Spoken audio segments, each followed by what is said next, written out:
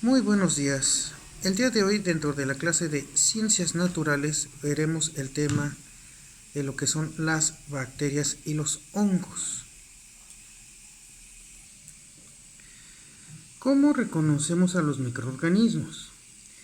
La clasificación biológica se basa en el principio de saber en qué grado son iguales los organismos.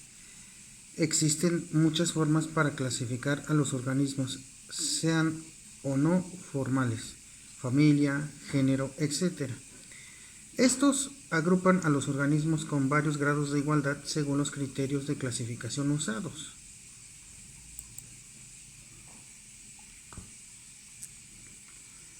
Bacterias y hongos. Se considera a las bacterias y a los hongos imperfectos como unicelulares, o sea, de una sola célula. Sin embargo, ambos grupos actúan como organismos multicelulares. ¿Cómo diferenciarlos? La principal diferencia es que las bacterias no tienen núcleo, o sea, no tienen un centro. Además, las paredes celulares tienen diferentes orígenes químicos. En los hongos provienen de una sustancia llamada ergosterol y en las bacterias provienen de una sustancia llamada peptidoglucanos o ácido lipoteico. Estas diferencias son importantes para elegir los antibióticos adecuados para tratar algunas infecciones.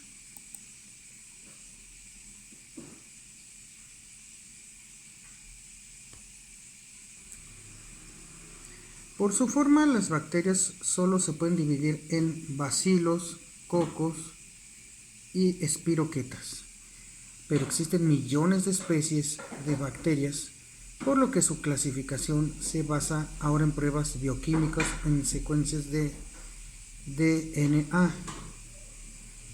O sea, estas siglas quiere decir ácido desoxirribonucleico, un término bastante complicado de pronunciar.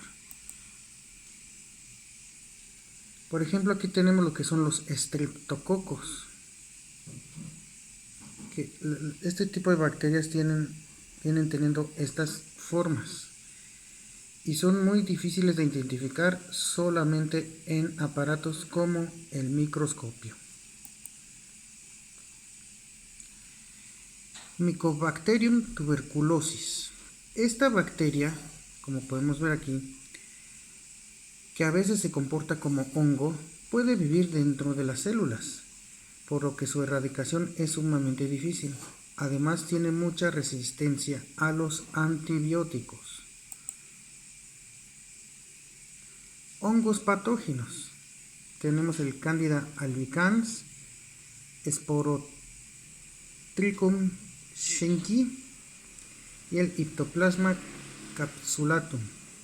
Estos nombres que les acabo de leer son nombres científicos de este tipo de organismos.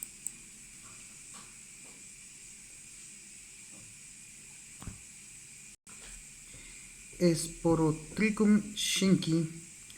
Este hongo es un oportunista que causa severas infecciones en la piel, como podemos ver aquí en esta ilustración. Ahora vamos con los hongos. Son un reino de seres vivos unicelulares, o sea, de una sola célula, o pluricelulares, o sea, muchas células, que no forman tejidos y cuyas células se agrupan formando un cuerpo filamentoso y muy ramificado. Se estima que existen más de 1 millón de especies de hongos en el planeta, pero tan solo unas 70.000 de ellas han sido descritas por especialistas. Tipos de hongos. Según su tipo de vida, los hongos pueden ser saprófitos, parásitos y simbiontes. Los hongos saprófitos, como el champiñón, o la trufa se alimentan de sustancias en descomposición. Los hongos parásitos se alimentan de los líquidos internos de otros seres vivos. Los hongos simbiontes se asocian con otros organismos y se benefician mutuamente, o sea, entre sí. ¿Cómo se reproducen? La reproducción de los hongos puede ser asexual, por esporas, y sexual. Estos elementos, que son las hifas haploides, pueden dar lugar por mitosis, es decir, asexualmente, a unas esporas llamadas conidios o conidiosporas. Hay dos clases de hifas, las cenocíticas, sin tabiques de separación entre células, e hifas tabicadas con ellos. Aquí vemos un ejemplo de un tipo de hongo. ¿Dónde se encuentran? Viven en lugares húmedos con abundante materia orgánica y en descomposición, y ocultos a la luz del sol. También pueden habitar en medios acuáticos o vivir en el interior de ciertos seres vivos parasitándolos.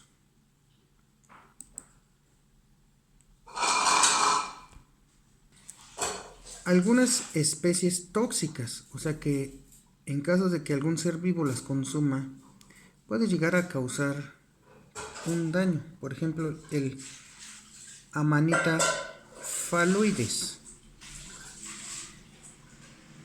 Posibilidad de confusión con las amanilas blancas comestibles. ¿Cómo se puede llegar a dar la intoxicación si se consume este tipo de hongo? En este tipo de intoxicaciones los síntomas se manifiestan relativamente tarde. Por tal motivo la intoxicación se agrava, ya que una sustancia llamada toxina ha pasado totalmente a la sangre. Los primeros síntomas se manifiestan entre 10 a 48 horas, con malestar general, por ejemplo, estomacales, acompañados de vómitos, cólicos dolorosos, sudor frío, especialmente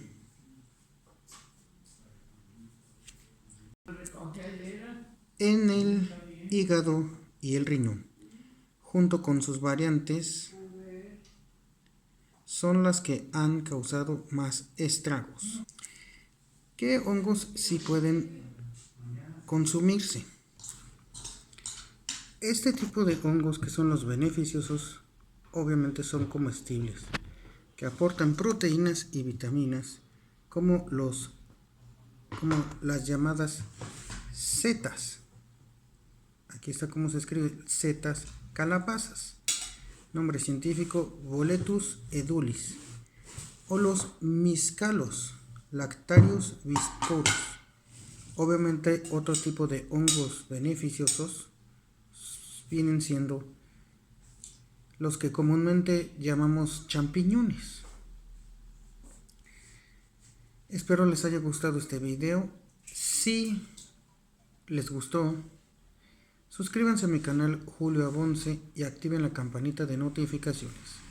Muchas gracias. Hasta pronto.